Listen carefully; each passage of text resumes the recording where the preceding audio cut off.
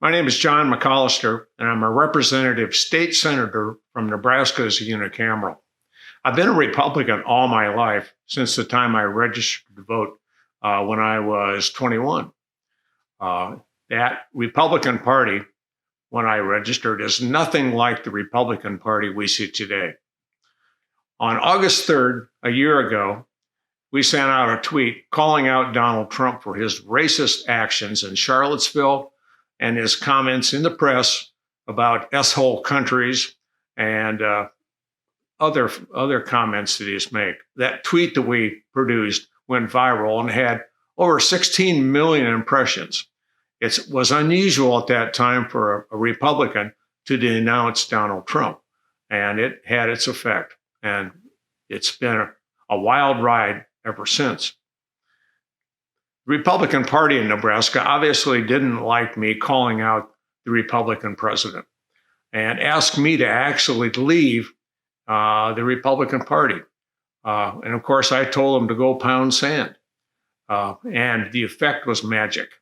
The newspaper had so many comments against the party that they rescinded that comment, and they haven't really bothered me since. Donald Trump has misled the country in so many ways. Prime example of that is the pandemic.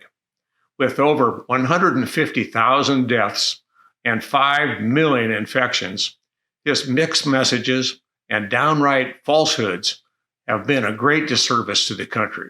We need a leader that's going to give us the moral leadership at a time when we most need it. Secondly, his environmental record is deplorable. When he released federal grounds for oil and mineral drilling, that was a very serious problem in our country. And also relaxing the mileage standards for automobiles is something that was regrettable as well. The president's immigration issues are something that greatly concern me. The asylum standards, he's made that more difficult for people to come into the country when it's international law that he's violating. And he's also made it more difficult for some workers to come into the country and help with picking fruit and vegetables and things like that. That's an issue that has faced many businesses in California and Florida. And finally, restriction of voting. The fact that he's made it more difficult for the post office to receive mail-in ballots is something that we're going to have to deal with in November. And we need to make voting easier, not more difficult. The Republican Party, over the last 40 or 50 years, has changed remarkably. You look at the administration of Eisenhower or even Nixon. Nixon was an environmental president compared to Donald Trump. The Clean Air Act, the Clean Water Act. Before that time, you would drive through Chicago and it would be like a London fog. Environmental record of Donald Trump is a dismal failure compared to Richard Nixon. In the Nebraska legislature, I'm known as the environmental senator.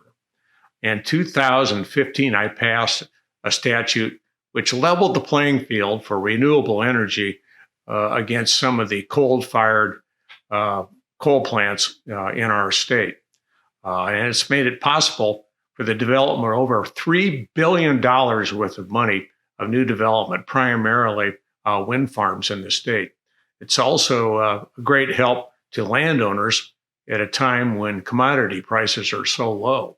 It also has the beneficial effect of providing real estate taxes for counties in the state. So it's been a great benefit. And as I say, over $3 billion worth of investment. Well, as they say in the commercials, pay me now or pay me later.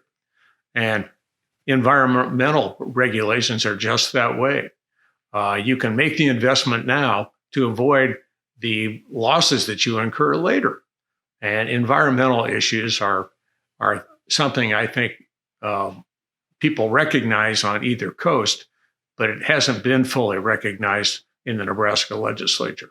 I don't know what November 3rd will bring, but it's likely to be a new administration, and that's a good thing.